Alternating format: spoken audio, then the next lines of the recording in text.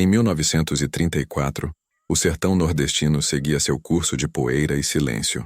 Naquele ano, Lampião, o temido rei do cangaço, não partiu para combates ou emboscadas contra as volantes policiais. Desta vez, buscava apenas repouso.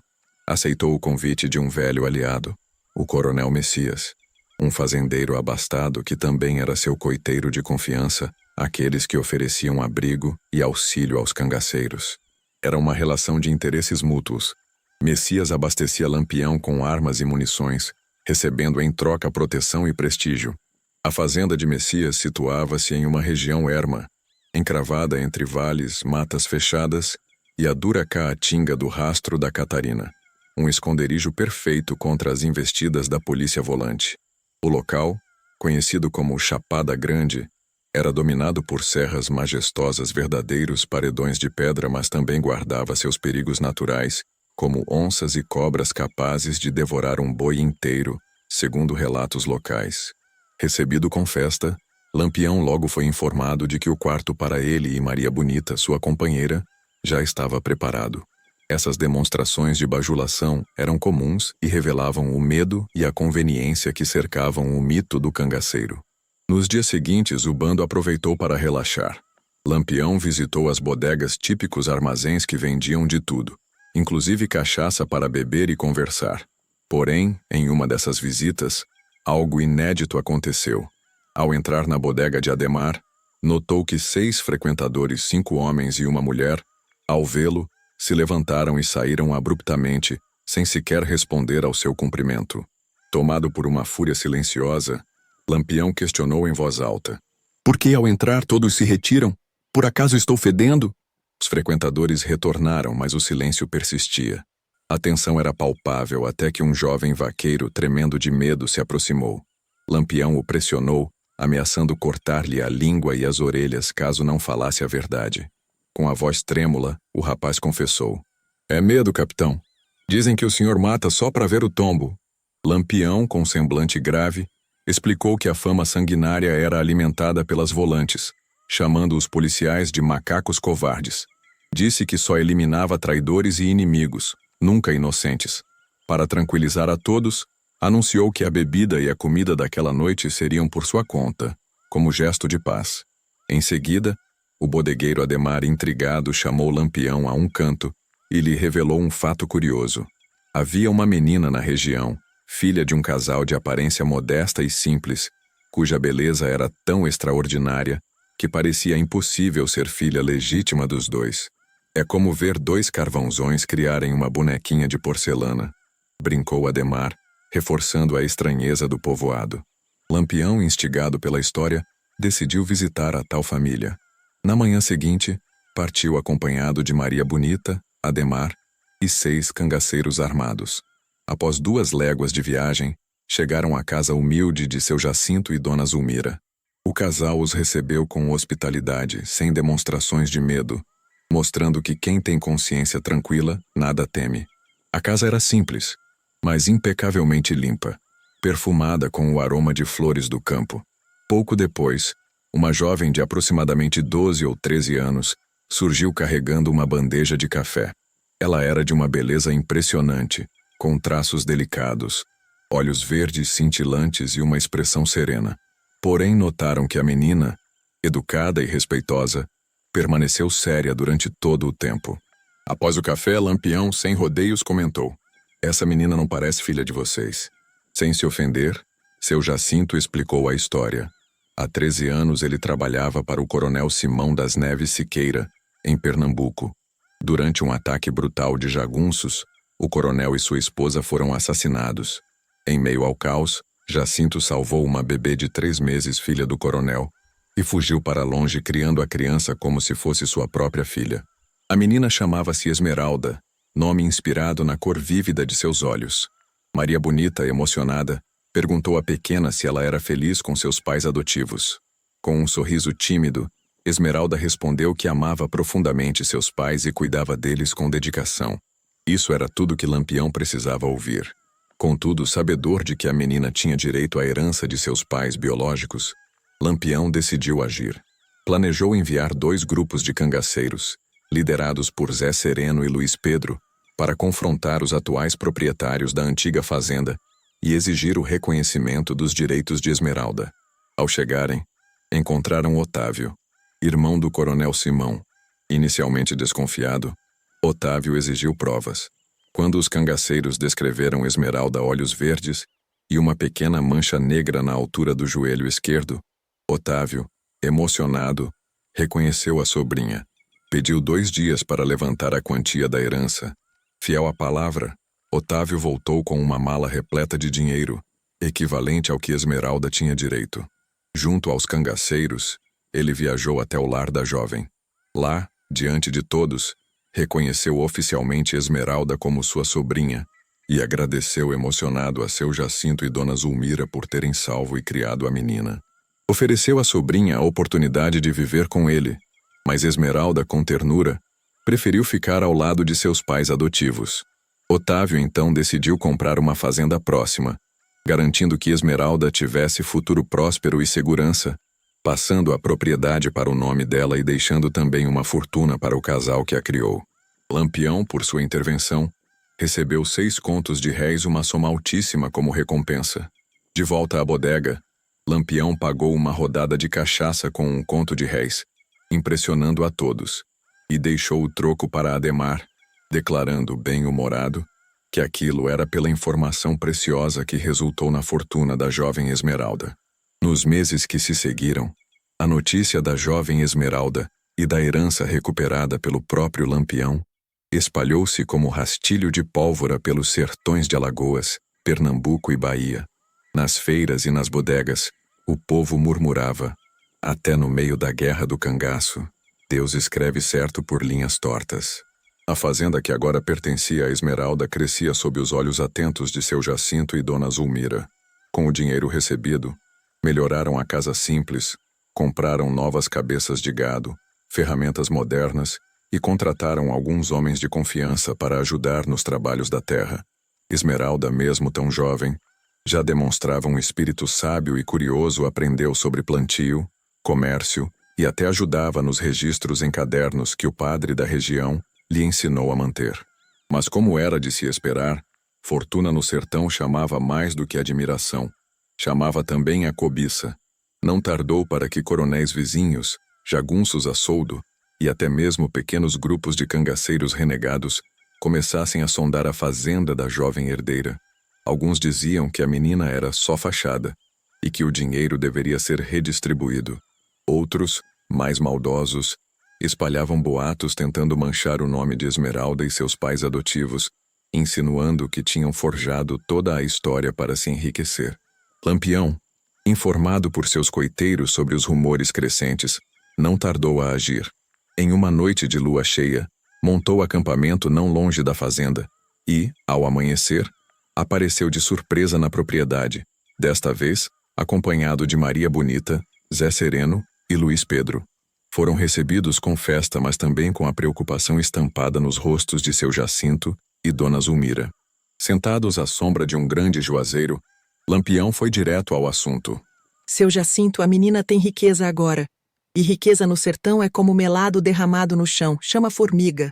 Seu Jacinto, cabisbaixo, confirmou que já havia notado estranhos rondando a região. Lampião então propôs: eu vou garantir a segurança de Esmeralda. Vamos criar um sistema de proteção. Todo mundo que chegar por aqui vai ser averiguado pelos meus cabras. Quem tentar fazer mal, vai se entender comigo. Assim, Lampião designou 2 de seus homens de confiança para se estabelecerem como vaqueiros na fazenda, armados até os dentes, mas disfarçados de simples trabalhadores rurais.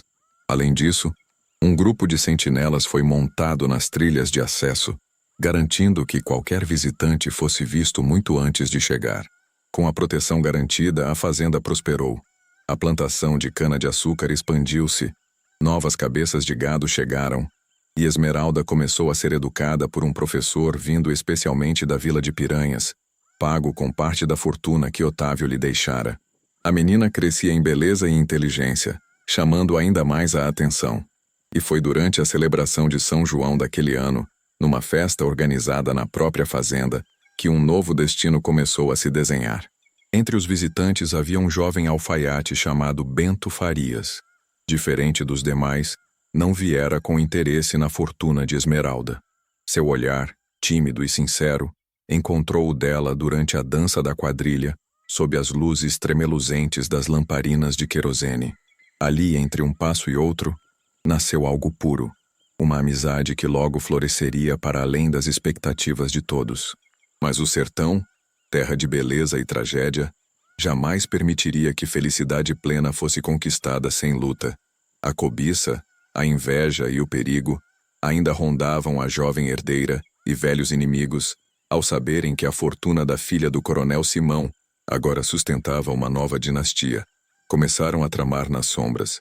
Mal sabiam eles que, para tocarem Esmeralda, teriam que enfrentar não apenas seus pais adotivos ou seu novo amor, mas o próprio rei do cangaço. E Lampião já preparava seu próximo movimento mais silencioso, mais estratégico, pois sabia: proteger Esmeralda seria como proteger o último lampejo de inocência que ainda restava em sua história marcada pela guerra e pelo sangue.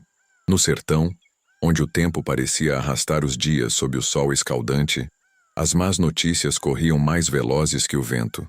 Bastaram poucas semanas para que os ecos da herança de Esmeralda atravessassem vilarejos, feiras e engenhos distantes. E como toda riqueza inesperada, despertou não só a admiração, mas também a ganância. Em uma casa de taipa escondida nos arredores de Serra Vermelha, reuniram-se 4 homens antigos jagunços que, anos antes, serviram ao coronel Simão das Neves, pai biológico de Esmeralda. Entre eles estava Canjica, um homem de rosto marcado por cicatrizes e olhar traiçoeiro.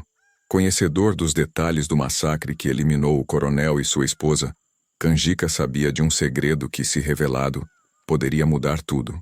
Aquela menina é herdeira de ouro e terra que devia ser nossa, cabras. Eu estava lá no dia. Eu vi quando ela sumiu. Aquela criança devia ter virado pó no mato. Outro jagunço, de nome Zacarias, cuspia no chão e franzia a testa. E tu quer fazer o quê, Canjica? Tirar dela o que Lampião botou à mão, tu ficou maluco? Canjica sorriu, um sorriso torto, quase venenoso. Ninguém precisa tocar na menina, não por enquanto. A gente só precisa tirar o apoio de Lampião. Sem ele, o velho Jacinto vira bicho acuado.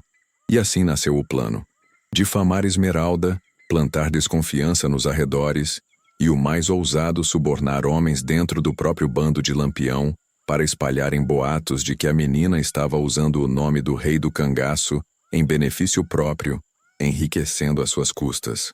O objetivo era claro: isolar Esmeralda e seu círculo de proteção. Mas o sertão tem ouvidos e o silêncio nunca é completo. Foi Luiz Pedro, cangaceiro veterano e leal ao capitão, quem trouxe a primeira suspeita. Chegou à fazenda no lombo de um burro suado, com o rosto tenso. Capitão, tem gente falando demais. E coisa ruim. Falam que a menina enriqueceu às suas custas, que está usando seu nome para se esconder e engordar a fortuna. Lampião cerrou os olhos e silenciou.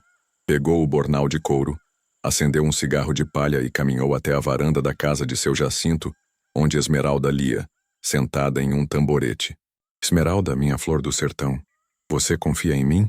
Ela levantou os olhos verdes e respondeu sem hesitar: com a vida, capitão. Lampião sorriu. Naquele momento percebeu que protegê-la era mais que um gesto de gratidão. Era uma missão, a última que ainda lhe fazia sentir que havia redenção em sua jornada. Em segredo, Lampião convocou uma reunião com seus homens mais leais: Zé Sereno, Luiz Pedro, Volta Seca e Labareda. Mapearam os vilarejos vizinhos, identificaram as fontes dos boatos e logo chegaram ao nome de Canjica. Lampião não era homem de ameaças vazias. Na calada da noite montou acampamento nos arredores de Serra Vermelha e enviou um bilhete ao traidor, deixado na bodega local com uma faca cravada no balcão. O recado era direto: quem mexe com criança sob minha proteção, cava a própria cova. Lampião. Naquela mesma madrugada, Canjica desapareceu. Dizem que foi visto entrando em uma trilha com 2 homens encapuzados e nunca mais retornou. A lição estava dada. Esmeralda não estava só. Com o cerco desfeito e a paz restaurada por ora, Lampião decidiu que era hora de preparar Esmeralda para o futuro. Ele sabia que o cangaço era feito de pó e sangue, e que um dia não estaria mais ali para protegê-la. Chamou-a em uma manhã tranquila, Diante do riacho que cortava a fazenda, você vai aprender a ler os livros, as contas, os mapas de terra. Vai saber lidar com o coronel, com o juiz e até com o padre, porque essa terra agora é sua, e ninguém mais vai tirar isso de você. Esmeralda, emocionada, assentiu. Começou a ser educada por um professor vindo de Salvador, pago com o próprio dinheiro de Lampião. E foi nessa fase de transformação que sua figura começou a ser conhecida como a moça que parecia boneca, mas que pensava como rainha. O tempo seguia implacável no sertão, mas a fazenda de Esmeralda florescia como um oásis no meio da terra rachada. Os pés de milho cresciam alinhados, o engenho fumegava com força, e as contas, antes anotadas com dificuldade em folhas soltas, agora estavam organizadas em cadernos com capa de couro e letra firme. Aos poucos, Esmeralda deixava de ser vista apenas como a bonequinha protegida de Lampião, e passava a ser chamada com respeito. Dona Esmeralda. Ela acompanhava a administração, fazia questão de tratar diretamente com os vaqueiros, cuidava dos trabalhadores e, mesmo jovem, tomava decisões que muitos homens adultos hesitavam em assumir. Não admitia injustiça, e seu senso de honra lembrava-o de alguém que andava muito perto de Lampião. Foi por isso que, certo dia, quando um vaqueiro veio lhe contar que o coronel Inácio, dono da fazenda vizinha, havia invadido parte de suas terras e construído cercas indevidas, Esmeralda não titubeou. Prepare o cavalo, Raimundo. Hoje mesmo irei falar com o coronel. Chegou à propriedade acompanhada apenas de 2 homens não cangaceiros, mas vaqueiros da própria fazenda. Era uma forma de mostrar que não buscava guerra, mas também não se curvava diante de ninguém. Recebida com frieza, foi levada até a varanda onde o coronel Inácio, um homem gordo e arrogante, mastigava fumo e ria alto com seus comparsas. Mal ela desmontou do cavalo, ele zombou. Olha só, a bonequinha do Lampião veio negociar terra agora? Mas Esmeralda não se abalou. Olhou firme nos olhos do coronel e com voz firme respondeu. Vim falar como dona das terras. O senhor invadiu o que não lhe pertence. Eu trouxe os documentos, as medidas e o mapa. As cercas precisam ser retiradas até a próxima lua cheia. O coronel riu cuspindo no chão. E se eu não tirar? Ela não hesitou. Então, não será mais comigo que o senhor irá conversar. Vai ser com o homem que me ensinou a não abaixar a cabeça. Virgulino Ferreira da Silva. O nome fez o riso do coronel sumir. 3 dias depois, os vaqueiros da fazenda de Esmeralda acordaram com o som de estacas sendo retiradas. O coronel Inácio mandara desmontar todas as cercas. Não quis pagar para ver se Lampião ainda estava por perto e estava. As histórias começaram a se espalhar. Em cada canto do Nordeste, a filha do coronel Simão, criada por um casal pobre e protegida por Lampião, agora era dona de uma das maiores fazendas da região. Mas não era apenas sua beleza que encantava, era sua coragem, seu senso de justiça, sua frieza nas decisões e seu coração generoso. Passou a receber visitantes de longe, padres, professores, comerciantes, até gente de Recife, querendo negociar diretamente com ela. Mas Esmeralda nunca se deixou levar por bajulações. Seguia humilde, tratando todos com igualdade. E quando algum comerciante tentava enganá-la por ser jovem, ela apenas dizia: se eu não entender do papel, entendo de gente, e o senhor me parece desonesto. Ela se tornava mais que uma herdeira. Estava se tornando símbolo de honra e inteligência num sertão, onde mulher era ensinada a calar. Alguns meses depois, Otávio, o tio de sangue de Esmeralda, retornou. Trouxe presentes, livros e notícias ruins. Uma família distante do coronel Simão, que vivia na cidade grande, estava tentando contestar legalmente a herança deixada para Esmeralda. Alegavam que o documento era inválido, que a menina sequer era reconhecida oficialmente como filha do coronel. Querem arrancar o que é seu, minha sobrinha. Pela caneta de um juiz corrupto, tentam fazer o que um jagunço não conseguiu com uma faca. Esmeralda não tremeu. Olhou para Otávio e disse: então vamos até essa cidade. Mas dessa vez não é Lampião quem vai comigo, é a lei. Esmeralda nunca havia ido tão longe. A estrada para Palmares, cidade onde aconteceria a audiência sobre a herança, era longa, poeirenta e traiçoeira. Levava consigo Otávio, seu tio, e mais 2 homens de confiança. Não levou armas, levou documentos, levou a verdade. Na chegada, a cidade lhe pareceu um outro mundo. As ruas de pedra, as janelas de vidro, Os homens de terno e as mulheres com sombrinhas nas praças, tudo contrastava com a simplicidade do sertão. Mas Esmeralda não se intimidava. Ela sabia que estava ali por um propósito justo. E ninguém, nem coronel, nem juiz, nem família falsa tomaria o que era seu. No cartório local, já aguardavam os que tentavam usurpar sua herança. Eulália, prima distante do coronel Simão, acompanhada de um advogado bem vestido, mas de fala venenosa. Eles apresentaram um argumento armado. Afirmavam que, como não havia registro oficial do nascimento de Esmeralda, nem adoção legal, a herança deveria ser dividida entre os parentes da capital. Essa menina não é herdeira legítima. É apenas uma sertaneja criada no meio do mato, sem documentos nem sangue azul, dizia Eulália com desdém. Mas Esmeralda, com o rosto calmo, retirou do bornal um caderno envelhecido, escrito à mão pelo próprio Jacinto. Ali estavam anotações, datas, registros de batismo, cartas de conhecidos do coronel Simão e até um antigo retrato da menina nos braços de Zulmira. Este livro é meu registro, escrito com verdade. Eu fui criada com amor, e não precisei de cartório para me tornar filha. Precisei de coragem, suor e honra. O juiz, inicialmente inclinado a ouvir os argumentos de Eulália, se surpreendeu com o conteúdo. Mandou investigar os relatos apresentados por Esmeralda. E mais, um antigo empregado da fazenda do coronel Simão, que vivia na cidade, apareceu espontaneamente para depor. Eu vi quando mataram o coronel. Eu sabia que a filha tinha sumido. E sempre ouvi dizer que uma criança foi salva naquela noite. Aquela ali é ela. Aquela ali é Esmeralda. O tribunal silenciou. Esmeralda não chorava, mas seus olhos brilhavam como relâmpago antes da chuva.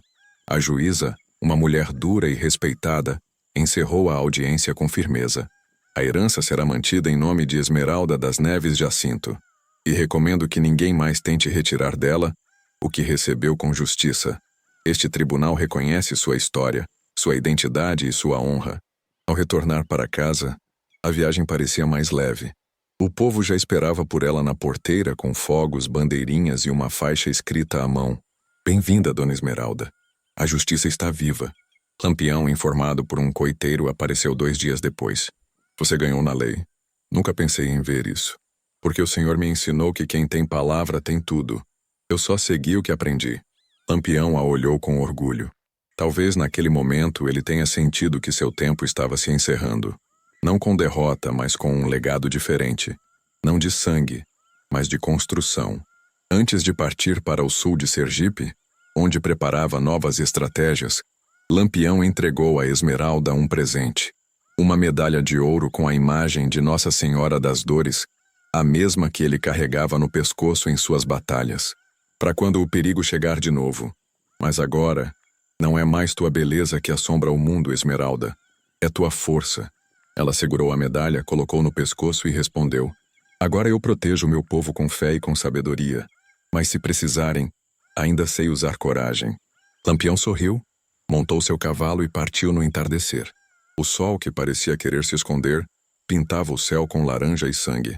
Mas na varanda da casa, Esmeralda, com olhos verdes e firmes, observava o horizonte com serenidade. Ela sabia. O sertão não era mais só a terra de Lampião. Agora também era a terra de Esmeralda.